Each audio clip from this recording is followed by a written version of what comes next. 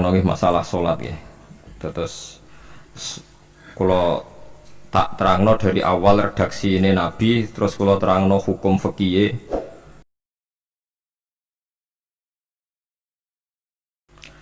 Ngendikane Kanjeng Nabi Muhammad sallallahu alaihi wasallam niku teng hadis sahih mutawatir niku as-sholatu khairun maudhu'un fa aktsir aw aqillah.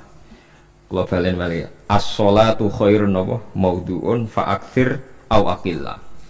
Jadi sholat itu kebaikan yang sudah bawaannya dulu. Jadi sudah bawaannya sholat itu kebaikan.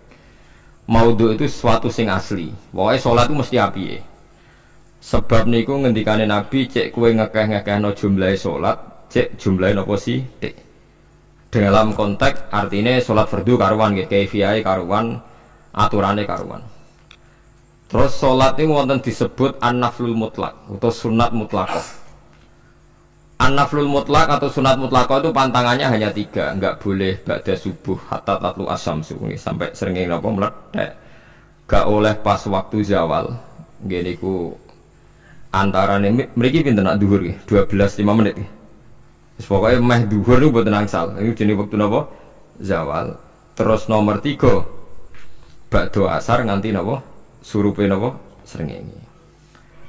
Larangan 3 salat ini bisa dibatalkan kalau ada sebab yang mukorin. Misalnya bar ngasar kok ana wong mati. Berarti kita angsal salat napa? Jenazah. Utawa kue bar subuh mlebu masjid terus dia wudu. Niku ana ulama sing darani tetep salat tahiyat napa? Masjid. Mergo sebabe nggih dukhulul masjid. Jadi hanya ada pantangan niku wau. Niki rungokno tenan nggih. Nah terus yang menjadi kontroversi mulai zaman ulama ngantos samangke itu kaifiyah kados traweh. Wis ora usah tersinggung niki ilmu. Teng riwayat-riwayat Bukhari Muslim Nabi nu nak witir itu 9 rakaat. Lam yakut min hunna fi akhirihinna illa wahidah. Di Nabi nate sholat witir itu 9 rakaat enggak duduk sama sekali, mau terakhir duduk pas ke-9 terus salam. Sebagian riwayat Nabi memotong sholat itu sholatul laili masna berarti 2 8 terus 1 witir. Ini rungono tenan. Sehingga ketika ada sholat traweh yang 4 rakaat tanpa tasyahud, sebetulnya secara fikih pasti kita sepakat sah. Karena kalau 4 rakaat tanpa tasyahud pertama, kenapa kita katakan sah? Karena Nabi malah pinter songo, luwih seru to. Mboten iki karena menjadi kontroversi. Nah, dan tidak satu pun ulama di dunia yang mengatakan tasyahud awal itu wajib. Sampean yakin tasyahud awal wajib napa sunat? Sunat. Artinya khasnya hukum sunat itu gimana? Kalau ditinggalkan tidak batal. Berarti misalnya ono tarawih 4 rakaat berturut-turut, berarti tidak ada masalah karena yang ditinggal artinya tasyahud awal yang kita yakin itu hanya sunnah. Tapi dasar isra cocok ya udah tidak ada masalah kan. Dari ini apa ya? Dari ini ra cocok. Lah sing darani masalah padahal darani tasyahud awal iku sunnah. Kowe salat zuhur tasyahud awal sunat atau wajib? Sunat. Nak sunat tuh khas ya, ditinggal batal lho ora? Mboten. Tapi nak sing ra cocok ya batal. Hukum ono cocok ra cocok. Mboten iki kula terangno. Nah, traweh itu yang kontroversi ini teng kitab Majmu' karangan Imam Nawawi. Ya akal-akalane tiang-tiang niku. Kula nganti sakniki kan mboten nate ngimami, tapi nggih tak kandhani imam. Supaya kan niat ngakali pangeran. Tapi pangeran bakali ya ora kena. Ngeten, ini dawuh Imam Syafi'i. Traweh itu kalau terakhir kan pinten? 3 rakaat ya. Kan 2 rakaat dulu. Lalu pas 2 rakaat itu pas witir, yang witir kok traweh. Yang terakhir witir 3 rakaat itu 2 rakaat sampai niatnya witir nopo. Witir. Setelah 2 rakaat sampai salam ndak? Salam. Itu menjadi sholat teraneh di dunia. Karena kue muni witir tapi jumlahnya 2. Nah, itu sholat teraneh nopo di dunia. Terus sampean muni ngene, mboten Gus maksud kula niku telu tapi lurus sik. Lah berarti kayak kudu nerangno pangeran, kudu kamu pangeran kayak penjelasan. Gusti ini 2 sementara loh, nanti ada. Karena jika Tuhan tidak kamu kasih penjelasan, akan aneh kan disebut witir, tapi rokaatnya 2. Maka kamu harus niatnya Gusti ini cicilan witir. Nah, sehingga jangan kira engkau 2, tapi ini nanti 3. Nah, itu makanya setiap bilalnya atau matinya kan solu sunnatan rakaataini minal witri. Jadi diumumkan sholatlah 2 rakaat, tapi yang satu paket dengan cicilan witir. Lah itu lucu. Karena Anda sekali bilang itu witir, berarti Anda bohong kan, nyatanya 2 rakaat. Tapi kritiknya Imam Syafi'i ini kan lucu. Imam Syafi'i yang imam kita tuh mengkritik, itu sholat aneh kalau begitu. Sholat tuh kalau sudah salam itu dianggap sholat mustaqillah, sholat yang mandiri. Nggak bisa sholat kok bertakluk dengan sholat setelahnya. Sholat itu kalau sudah dimulai takbir, diakhiri salam ya selesai dan menjadi sholat yang mandiri. Nggak bisa sholat yang mandiri nih. Engkau nasibku ngenteni yang satu itu. Nggak bisa sholat tapi selesai ya. Selesai. Sebab itu seharusnya witir agak resiko ya orang rokaat langsung tasyahud awal, engkau terus tambah sak rokaat. Terus mirip maghrib lah, mirip apa? Maghrib. Tapi itu kan masalahnya tidak populer juga. Nah itu. Akhirnya diakali wong solu sunatan minal witri nggih. Tembriki ono minal witri kan? Itu kalau diterjemahkan salatlah kalian paket witir tapi ganjil sih, paket witir tapi gendep sih. Tapi ini, sementara Gusti tapi kita masih bingung. Itu cara pangeran yo bingung tenan ngadepi. Nah, makanya itu nak cara kula ya ora usah dijerok-jerokno pokoke ngono iku. Ya dadi barang keliru kadang yo muga-muga sepuro pangeran iki ora usah ngono iku. Dadi nak salat kayak nak cara Sayyidina Utsman itu memang beliau bilang 2 rakaat itu berdiri sendiri. Karena salat itu setiap 2 rakaat selesai. Setelah salam itu selesai. Nanti yang witir ya 1 itu. Makanya 2 itu ora usah ono witir-witiran cara Sayyidina Utsman. Muga Nabi dawuh wa autir biwahidatin. Kemudian sholat-sholat Anda yang 2 itu ditutup witir. Berarti ya yang sholat kedua ya sholli sunatan ya biasa saja nafal mutlak, nggak usah nyinggung-nyinggung nopo witir. Oke. Loh ini penting sekali karena nyatanya ada witir kan? Nyatanya tidak nopo witir. Lah nanti yang 1 terakhir witir. Ya tapi adatnya ngoten niku. Jadi ini perlu sampean ketahui. Sholat itu memang banyak masalah di secara fikihnya karena tadi kalau sampean niat witir setiap sudah salam itu kan berarti selesai dan berdiri sendiri. Lah kok suwe-suwe nak rakaat sing terakhir batal lah berarti sing ngarepe melok batal. Mergo sak paket koyo capres mbek napa? Cawapres. Ya ora iso salat kok ono. Nah itu paham ya. Terus niku kaifiah salat. Di sampean mang akal-akalan tegene witir pun bener solu sunnatam minal witri rakaataini. Jadi niku rondok bener ya rondok ngawur. Dadi ngawurnya itu tadi wong salat iku mustaqillah setelah ditutup salam selesai kok bergantung. Hanya nasib 2 ini kan bergantung setelahnya kan. Mana ada salat kok sudah ditutup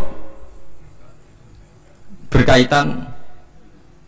Mulane kula niku nak witir ya ora tau tak niati witir. Wong kula ora cocok mbek pengumuman niku ora pati cocok. Dadi kula tapi kan kula makmum. Ora malek dihisab kan cara salah ya. Usolli sunatan anut imam teng ati kula pun sesuai. Nah, ame salah malah salah nak bener ki melok napa? Bener tepak-tepakan wonten mawon. Dadi kula niku wong alim fikih tapi paling tersiksa kok kalah mbek adat, kalah mbek napa? Adat. Ya piye. Tentang adat ora apik jare Nabi kono umume wong ya melok umume wong. Namun yang pintu ya melok nopo pintu. Nah itu intinya Imam Syafi'i harusnya punya rasa malu orang yang mengatur sholat sedemikian rupa. Sebenarnya sholat itu niatem salah lah, keliru lawung sholat itu wes apik, ora usah detail-detail nopo niat. Lalu dari Imam Syafi'i kowe mlebu masjid niat duha ya untuk tahiyat masjid, niat tahiyat masjid nak waktu duha ya untuk duha. Karena wis barang apik, wis piye-piye tetep apik.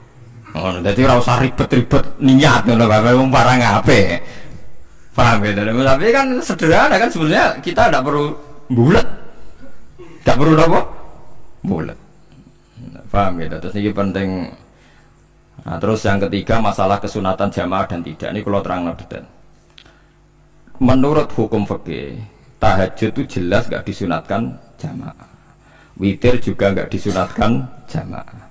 Tapi semua ulama yang bilang tidak disunatkan itu gak ada yang memfatwakan hak batal kalau berjamaah. Jadi tidak ada yang bilang dikatakan batal kalau jamaah. Cuma tidak disunatkan jamaah. Tapi Rasulullah itu pernah main di salah satu sahabat di waktu duha. Sahabat itu sakit, ingin ngundang Rasulullah, kepengen dalamnya di kenangan nanti tinggi sholat sinten Rasulullah. Ternyata Rasulullah ketika sholat, anak-anak dan istrinya yang sakit tadi ikut jamaah dan Nabi membiarkan. Bahkan Nabi sempat ngatur soft. Padahal itu satu bentuk sholat yang kategorinya nggak disunatkan apa? Jamaah. Itu makanya Imam Nawawi bilang sholat-sholat yang nggak disunatkan jamaah itu masih boleh jamaah. Seperti witir, duha. Nggih, tapi aja terus jadi gerakan tahajud bersama. Nah niku kula ora cocok nih. Wong ora kepengin tahajud kok dijak napa? Tahajud. Wong kula nggih nate dipamiti Gus nek ana tahajud bersama. Cangkem ora usah. Wong sing ngeloni bojone yo lagi ibadah, bocah ibadah sing ora enak ngono lho. Mergo jare Nabi wis jelas wa fi buti ahadikum sedekah. Tadi kowe ku malah lucu. Wis ibadah kok bocah apa? Ibadah. Jadi sing ngeloni, lho ngeloni ra kudu ngeloni bojo, ngeloni anak iku ya napa? Ibadah. Takokno ruhen. Nak ngeloni bojo gak di masa depan ngeloni apa? Anak. Ngeloni anak nggih napa? Ibadah. Ning omah jaga anak bojo timbang dhewean nggih napa? Ibadah. Mulane kula nu rapati cocok nek ana tahajud bersama. Oleh tapi aja dadi gerakan. Nak sing pun nglampahi nggih monggo. Sing umate seneng nggih monggo, itu tetap baik. Tapi baiknya bergantung sejauh mana ini tidak dimasalkan. Sekali dimasalkan tetap tidak napa baik. Karena nanti punya akibat yang sedang baik diajak baik yang lain, dari baik nikmat menjadi baik gremeng, itulah itu perkara kan. Hanya orang kan sepakat kan nak ngumpuli bojo ibadah. Kabeh ulama sepakat kan. Dan itu penggemarnya banyak. Terus dijak ibadah yang penggemarnya sedikit. Dasar imamnya ra cocok lah, itu kan resiko agama dikomentari kan tinggi. Makanya tidak usah dimasalkan. Sing kelon ya keben, sing turu ya napa? Keben karena turu ki ibadah kan. Turu niku mari ra maksiat. Wong zina mergo apa? Mergo ora turu. Wong maling mergo ora turu. Wong ngrasani wong mergo ora turu. Mane kula nate cerita teng ngaji niki ana ulama wali. Saking seneng ibadah nganti janggal. Ana gak wali sing makome kaya aku. Ditudono wali sing saurip-uripe mung turu kecuali salat fardu. Yaiku wali sing setingkat kuwe. Mboten trimo Gusti tapi niku kok turah turu ya takokno sesuk. Kena apa kok turah? Turu. Jebule tak takoki, kenapa jenengan turah turu? Ya wong turu ora iso maksiat. Tapi nak kowe poso tahajud jenenge wong melek tepatine nduk ndi-ndi, tetep paling selamat iku apa turu. Akhirnya ngakoni dene. Jebule alim kuwe lah ya dadi turu iku iso dadi wali. Go wong turu ora ngarah zina, ora ngarah maling, ora ngarah ngrasani wong. Dadi mulane akeh wali sing berangkat saka napa turu. Mulane Ashabul Kahfi ku wali sing kramate ku turu suwi. Mergo turu ku nak tepak. Niku iso dadi napa? Wali. Mulane kenapa kramate Ashabul Kahfi menapa? Turu, tapi aja tiru. Iki cerita ilmu, dari ilmu ora kudu setuju niku niki ilmu. Difaham ya, terus. Kula piyambak pribadi belum pernah tahajud jamaah sama istri saya. Kula piyambak jarang tahajud. Tapi memang saya beritahu kalau sholat yang kesunatannya itu tidak jamaah, sebaiknya jangan dipaksakan jamaah. Karena kadang fadilahnya disirron. Kalau baleni malih, seperti sedekah. Kalau zakat wajib itu sebaiknya diumumkan supaya orang tahu bahwa dia sudah melakukan kewajiban. Tapi kalau zakat tidak wajib sebaiknya sirron, sebaiknya rahasia. Begitu guys sholat jamaah itu kenapa baik di sholat fardu? Karena kalau yang tidak jamaah kan dikira dia tidak sholat. Makanya kesunatannya sholat fardu nopo jamaah. Tapi selalu potensi riya, sum'ah, pamer itu ada sehingga ada sholat yang dari awal didesain supaya tidak kelihatan orang. Yaitu sholat gak usah berjamaah. Terus baik di rumah. Semua ulama ijma sholat sunat itu baik di rumah apa di masjid? Di rumah. Di rumah, di dalam kamar sama di kamar tamu, ruang tamu, baik di dalam kamar. Bahkan Nabi nyebut sholat fiko ibaitiha di kamar paling dalam. Nah, bagaimana mungkin sholat yang sudah didesain siron begini, misalnya kayak tahajud, disunatno bengi-bengi ben ra wong roh, disunatno ning jero kamar ben wong ra roh. Jebule jamaah kan jadi aneh kan. Tapi kan tentang ya goblok, barang apa kok buat tentang. Ya tapi kowe tenanan ya goblok kok ora sunah Nabi iki, Pak. Mulane yang boleh takok itu yang jenengan takok kok ngubang pun. Lah makanya aku wong alim dadi bingung. Bingungnya itu mergo akeh ilmune ora kok koyo bingung. Tapi sing jelas peminat ibadah kelon itu lebih banyak. Ini mau saya mesti ini. Karena Anda harus sepakat kan kelon itu apa? Ibadah. Kita sepakat kan. Dan itu peminatnya banyak. Itu sekali ada pengganggu pasti dikomentari tidak baik. Padahal pengganggu yang ngajak tahajud, itu akhirnya kan tahajud jadi korban dikomentari gara-gara pengganggu. Nah itu yang saya tidak senang. Dieling-eling. Yang keempat, ini makom saya tapi jangan sampai tiru. Ada torikoh namanya Mulamatiyah yang pernah disebut di mana ya Mulamatiyah. Orang yang mau coba Malamatiyah. Ada ulama itu seumur-umurnya itu tidak pernah sholat qobliyah ba'diyah. Tapi jangan tiru, kalau ngomong saya ulang-ulang jangan tiru. Nah, kalau sering tiru, buat nanti sholat qobliyah ba'diyah. Termasuk yang menentang itu Abdul Hasan Asyadili dulu ketika beliau belum wali papan atas. Ulama Mulamatiyah itu kalau katoan itu dengkulnya ketok, jadi agak-agak pupu paling bawah itu ketok lanang, makanya coba yang wedok ini lanang bukan lanang. Kalau wong wedok kan auratnya semua tubuh ya. Jadi rodok katoan cekak. Pas Abdul Hasan Asyadili liwat tuh dia ingkar, dia ulama kok katoan cekak atau sholat sunat. Hasan Asyadili yang jadi torikoh sama Sadiliyah itu juga pernah wali anyaran. Janggal dia kan cek wali perfect, wali senang sempurna. Nah, akhirnya ketemu sama ulama itu ternyata jagungan yang antarane langit be bumi. Kok orang tadi sing katokan cekak itu kok orang tadi. Terus digojol sana. Kamu jangan nyindir saya, jangan ngenyek saya. Makomamu cek dura aku. Kamu lihat itu umatnya Muhammad banyak. Itu sing iso ngancani aku. Ternyata dia itu punya torikoh kumpul wong bid'ah, wong sekuler, wong nakal, supaya mereka untuk rahmat mergode ini. Karena dia ini mantep para pangeran, gak mungkin wong bid'ah, wong salah tak awari aku kena azab, mesti pangeran ngergani aku. Jadi dia ini ngancani wong nakal itu demi supaya wong nakal itu ora kena azab. Mergo diproses ilallah, diproses didakwai napa ilallah. Sebab barokah ini dia dadi wali. Terus adeknya sholat sunat qobliyah ba'diyah adeknya berat, kok tahu belas alasannya? Dijak sholat fardu ya abot, nak nganti disangka qobliyah ba'diyah penting malah abot. Mulane aku rasa sholat qobliyah ba'diyah lah iku sing makome iku kula baleni malih. Dijak sholat fardu ae abot. Nak nganti aku qobliyah dhuwur 4 rakaat, ba'diyah dhuwur 4 rakaat. Utawa 2 rakaat, 2 rakaat. Tapi paling afdal kan papat khusus dhuwur lho nggih. Kaya apa? Jadi dia nunjukno nak Islam ku mau sholat fardu faqat. Orang luweh, orang kurang. Lu ku dadi wali Mulamatiyah sing digo tawasul teng Marakib Syabul Qadir apa? Jilaniyah Mulamatiyah. Iku wali-wali anti salat qobliyah, anti salat ba'diyah. Lane kula nu nganti sakniki nggih jarang teng kampung kula nu terkenal Gus Pak iku wong alim ora tau salat sunat. Ya anggere wong narukan salat sunat kabeh aku malah ora, tapi nek ora kabeh aku tak salat ta. Pokoke sementing ku ya penting betul, penting betul. Ya alasannya masuk akal. Alasannya masuk akal. Maka itu Abdul Hasan Asyadili pernah juga diingatkan wali-wali yang lebih senior. Begitu juga Abu Yazid Al-Bustami. Beliau juga pernah dipermalukan wali-wali agak preman. Tapi itu cerita wali, sampean harus percaya karena ini cerita ilmu hal. Abu Yazid itu seorang wali besar, makanya kan masyhur banyak santri namanya Bustami itu. Dulu tafal sama Abu Yazid Sinten Al-Bustami. Itu dia wali Menara Gading, dia yang ngajar di pondok. Awalnya begitu ngajar, pokoknya jadi wong saleh. Niki cerita. Sing cerita kula nggih kiai-kiai. Cuma nak cerita niki kula ora roh referensine, tapi kula nate diceritani. Nah sing tadi saya tahu kitabnya. Jadi fair secara akademik sing mau kula roh kitabnya. Nah niki jadi cerita. Tapi kula percaya karena saya tahu padanannya, tidak sepersis itu tapi tahu padanannya.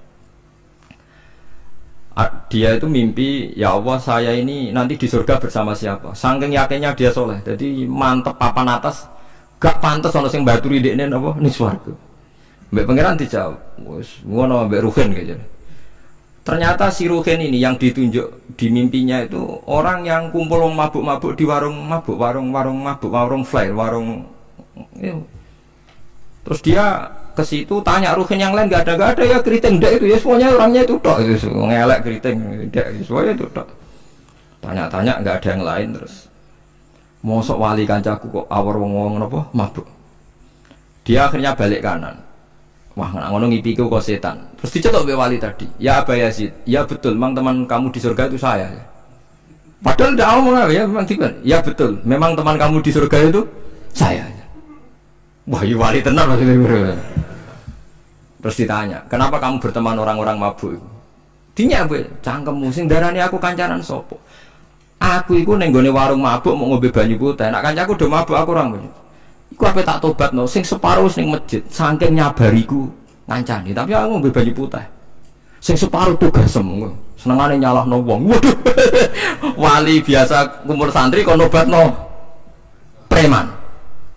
Mergo mangkel dan itu salah Abu Yazid sing separuh tugas mergo sing separuh tak tobat no saiki ning masjid senane warung ya Abu Yazid ya rada meriang tapi wong piye ditantang ngono ndekne wali tenan mau ngetokno waline ndekne ya Allah nak pancen kula waline jenengan tenan wong sing roh wajahku kudu tobat Gusti akhirnya Abu Yazid datang waline ora umatem kon delok ora iku nak ora tobat atau diundang Abu Yazid wah itu padha katwal akhirnya hei umatku, hadza Abu Yazid. Iku Abu Yazid wali Allah. Delok wajah itu. Delok wajah langsung tobat. Makanya ini dua beliau itu akhirnya berteman apa? Di surga. Jadi milih wali sing kayak Abu Yazid atau sing. Nah menurut saya cerita ini penting supaya anda sing biasa nih warung ada kemungkinan itu lah. Maksudnya penting kan itu. Artinya berhusnudzon mbek wong ada potensi. Lho nggih, sampean tak ceritani di Yaman tuh ada para habaib Maulad Dawilah. Maulad Dawilah itu termasuk habib yang kastanya sepuh. Itu Sayyid Umar Hafid itu sering main di sana di kampung Maulad Dawilah. Niku nggih modelnya nggih mboten nate salat sunat. Yang maghrib, badhe maghrib jagungan sekedap kinten-kinten di 10 menit terus salat isya. Kinten-kinten cara mriki nggih 6 seperempat. Jadi Sayyid Umar nggih mau gedhe-gedhe tok tapi Habib sendiri gitu. Mboten ngenteni waktu isya. Ngerti kok iya. Jenengan Habib ndak bedui, pokoknya kita bedui. Saking khawatirnya Islam dianggap berat. Mergo Imam Syafi'i ning madhab kaul jadid, malah mboten kaul qadim kaul apa? Jadid. Nak darani wektu maghrib kira-kira wong salat 5 rakaat. Nggih, terus pokoke wong wudu nutupi aurat salat 5 rakaat. Niku nate kula hitung kira-kira mau 20 menit. Dadi nak sampean salat isya setengah 7 wis mesti napa? Sah. Cara madhab Imam Syafi'i. Nah, cuma madhab ini nggak populer di ashabnya, ditentang ya, oleh ashabnya. Yang populer enteke mega napa abang. Tapi sebenarnya madhab Syafi'i yang jadid itu. Mulane kula nangger jamak takdim angger kira-kira wis setengah 7 kita jamak nak pas lunga. Nggih sering jamak kalau tiang-tiang, tapi niki dereng isya. Ya pokoke cara aku wis isya, cara aku ora kudu kok. Pokoke cara aku wis isya. Ya sebab kalau jadid malah. Makanya dulu ada seorang ulama berdebat. Sing sitok setuju waktu maghrib niku ngenteni entek mega napa abang. Ana sing debatnya masuk akal ngeten. Niki sama-sama ulama bapak mbek anak. Padha ngalime padha sepuh. Ulama ini malah aneh carane nentang dekne cara dekne waktu maghrib ku nganti kira-kira setengah 7 nganti jam 7. Enggak lagi waktu isya jam itu seperempat. Pokoknya dia mohon adaran waktu maghrib cepet moh. Jadi alasannya masuk akal. Pangeran nak gawe biasanya nak kembaran nih, jadi nak tandingan nih, jadi lucu lama kok jadi ulama ya kadang ya lucu. Sampai nak sholat subuh jam berapa? 4:30 kan, anggap aja 4:30. Berarti subuh nganti meletak srengenge ada waktu 1 jam setengah. Ada waktu pinten? 1 jam setengah. Lah saiki maghrib iku wis surup. Nggih, maghrib napa surup. Kudune maghrib ku di padanan subuh ana wektu 1 jam setengah. Amal ini tidak setuju. Entah eme gua abang tenan dia naik sak jam setengah malam dia nak santri ini azan jam itu ngamuk. Cung paling cepat setengah 8. Perkara ini cara berpikir maghrib dipadakno subuh. Yaiku qoblatul isyamsi ono waktu sak jam setengah jatahe subuh. Kudune ba'da ghurubi syamsi ya ono sak jam setengah jatahe maghrib. Jadi akhirnya santri ini nak azan di setengah 8. Nak jam itu diamuk tenan. Nah malah dawilah wali 6/4 wis sisa perkarane. Lah iku ulama. Ya semengane ya semacam-macam ulama iku macam-macam. Ya sik anut sing umum sing penting ora ruwet. Ya tapi wau as-shalat khairun maudhu'un, asal salat itu mesti napa apik. Ya asal salat itu mesti napa apik. Soal kaifiyah macam-macam.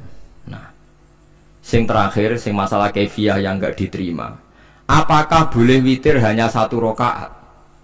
Jawabnya Imam Syafi'i, na'am boleh witir hanya 1 rakaat. Kados kula piyambak barisa seringnya witir namung 1 rakaat. Ya ora ono ndase, ora ono gurine 1 rakaat fakot. Iku witir sejati, paham? Witir napa sejati. Wah, mergo ora nganggo 3 rakaat yang 2 kan masalah kan? Ono nyicil napa? Nyicil napa? Witir. Jadi kalau tak akaligus kenapa nak witir sitok? Lah aku nganggo witir model piye wae ketoke ora sejati gak? Witir napa sih? Lha iku Sayyidina Utsman sak urip-uripe sahabat terkenal. Niku mboten nate witir luwih kok sito iki saro katon. Tapi aja takok sing diwaca Quran khatam. Lah iku perkara. Dadi saro khatam diwaca Quran napa? Khatam. Dadi autaro bi rakaatin khatama fihal Quran. Dadi saro kaat tapi khatam Quran. Iku sinten Sayyidina sinten Utsman. Alasan Imam Syafi'i Nabi tahu witir nganggo 3 rakaat. Cara Imam Syafi'i ku gak mungkin sing witir tetep sing guri sitok. Mergo sing loro tetep salatun mustaqillatun, salat sing sendiri. Mulane mulai sakniki sampean nak mulai solu sunatan minal witir rakaat ini jami'ah wis pokoke salat jami'ah ya. La haula wala quwata illa billah. Lah kok nak imame soli sunatan minal witir rakaat ini wis muni sak muni-muni mumam wis pokoke aku saiki salat karena aneh, secara fikih aneh bagaimana mungkin sholat yang sudah disalami ya punya status kan? Sholat saya gantung sholat setelahnya, lalu gunanya salam menutup itu apa? Masa minta assalamualaikum sementara Gusti ini masih ada wis disalami umpama kowe ngentut ya salate sah, umpama aurate kebuka ya sah, mergo wis paham ya? Jadi sholat itu ora iso. Jadi mulanya jadi kontroversi. Tapi ya apik bantah-bantahan sholat ya apik, bantah-bantahan barang apik. Jadi mangke bantah-bantahan iki ayundi malah perkara kan, malah mari fitnah. Ya ada bantah-bantahan perkara napa? Sholat. Jadi ulama iki macam-macam. Jadi sing terakhir kula terangno tentang filosofi sholat. Di kula suwun sing ngaji kula sing seneng kula senajan to donga iftitah mboten wajib. Tapi nanti kesempatan kedah diwaca karena ndak ada riwayat yang mengatakan ulama pernah meninggalkan itu. Senajan toh sak kadar.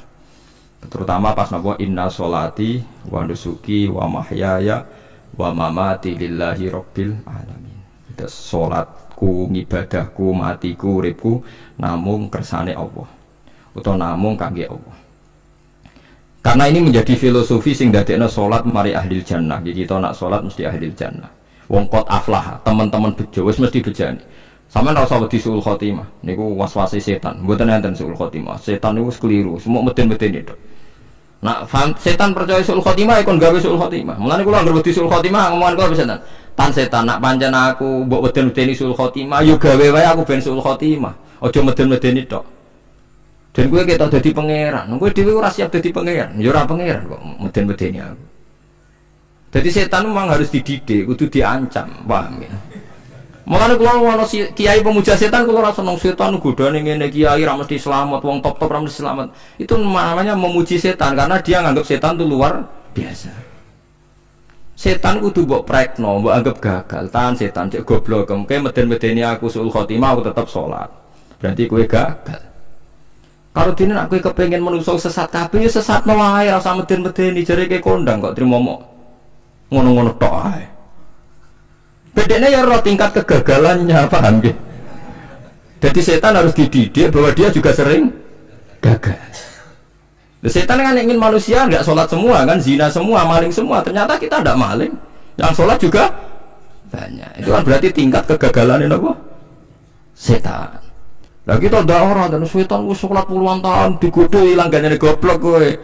Nak wong gue sholat puluhan tahun berarti puluhan tahun dalam kegagalan setan. Kau wong sholat berarti setannya gagal. Mulane kula mbek setan niku saiki tambah wani. Ya mletene ngono kon bunroko ya kok gelem. Misale dekne hebat kan mboten purun Gusti tak ning swarga mawon. Ternyata dekne mlebu swarga gak iso kan? Lah ya mletene lah ya wong lemah ngono kok mbok entuk. Artinya setan kan lemah sekali kan? Lha iku sedekah lazim ketika ngendikan inna kaida syaitani kana napa dhaifa. Sebenarnya setan itu dalam bahasa Quran itu dhaif sekali. Lemah sekali. Tapi kita sering muji. Nggih, sering apa? Sering muji. Darani setan hebat, wong wali, wong alim kadang digodha kena. Ya soal kena cara kena akeh kena ngono wis akeh napa? Akeh mboten napa? Kena. Minimal ngeten lho sampean. Tapi kula nate Gus kepengin tahajud ra sido tahajud berarti setane menang. Tapi setan ora sekedar kowe kepengin ra tahajud, kepengin kowe kafir. Ngomong kira tahajud tenan iku ya setan isih rugi kok. Tapi kowe jek Islam, tapi jek mlebu swarga, kepengin ku nanti apa? Kafir. Jebule kowe ora kafir kan? Lan ana ulama nak tangi turu gak tahajud, ndekne nangis. Angger kani gak tahajud nangis. Terus matur mbek pangeran, Gusti kenging napa kula mboten kasil tahajud. Ambek pangeran dingendikane ngene, teng kitab Al-Minanul Kubra karangan Imam Syaroni. Kowe ku ulama kok bento. Sing nurokno kowe sapa? Nggih jenengan Gusti. Sing maringi tangi sapa? Nggih jenengan. Ndak wis anggap ae kabeh kersaku, ora kersane setan. Wis bar. Mulane kula mati tahajud keterusan nggih tenang mawon kula. Kula duwe ilmune, kula duwe ilmune. Kowe ku ulama kok bento. Sing nurokno kowe sapa? Nggih jenengan Gusti. Sing nangene sapa? Nggih jenengan. Lha iya, sak kabeh ku sing kersane aku ridho ra wis bar. Mulane kena tangi rali tahajud ge ridho mawon. Apa meneh bedino.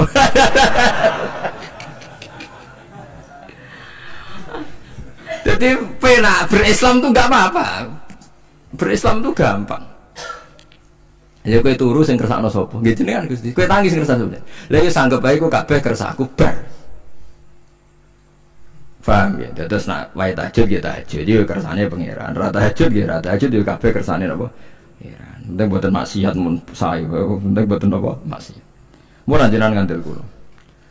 Inna sholati wa nusuki wa mahyaya. Lah ini sing titik tekane teng wa mahyaya. Nyeten misale. Urip niku kabeh kersane Allah. Carane mikir ngeten.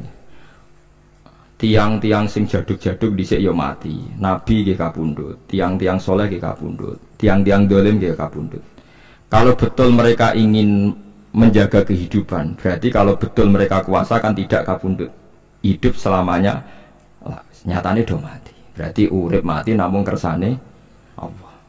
Terus misalnya sampean berpikir, lalu somben nek wis dadi lemah carane tangi piye? Lah ini yang penting kula aturaken teng ngaji mriki. Kula sederenge ngaji nu sering akhir-akhirnya sering salat maca ayat liyahlika man halaka am bayyinati wa yahya man hayya napa am bayyinah. Tugase ulama iku jelasno ayat-ayate pangeran. Sampeyan saiki tak bedheki. Sekarang sampean Anda hidup itu tahu alasannya enggak? Kenapa Anda hidup? Enggak tahu kan? Kenapa kita masih hidup? Enggak tahu. Kenapa Anda wujud? Juga enggak tahu. Kita pernah enggak ada, tahu-tahu ada. Juga enggak tahu alasannya kenapa. Yang jelas di luar ikhtiar kita. Setelah kita katanya punya akal ya, saya bilang lagi loh. Setelah kita katanya punya akal terus bilang kita masih hidup karena orang kelindes truk, karena enggak kena penyakit, karena jantung kita normal, paru-paru kita normal. Terus kita bilang hidup. Jadi kita atas nama kebodohan bilang kita hidup karena jantung kita normal, paru-paru kita normal, semuanya normal. Maka kita hidup. Nah ditakoi, lalu kapan kita mati? Setelah jantungnya rusak, paru-parunya rusak, terus kita mati. Tapi orang yang sama kalau ada bilang berarti yang menjadikan hidup itu jantung dan paru-paru. Lalu berarti zaman kita belum hidup itu jantung dan paru-paru harus ada dulu karena itu yang bikin hidup. Ya ada juga, dulu ada juga. Loh ya kalau jantung dan paru-paru semuanya normal menjadikan kita hidup berarti jantung dan paru-paru harus wujud dulu karena itu yang menciptakan kita hidup. Ya ada juga yang tidak tahu.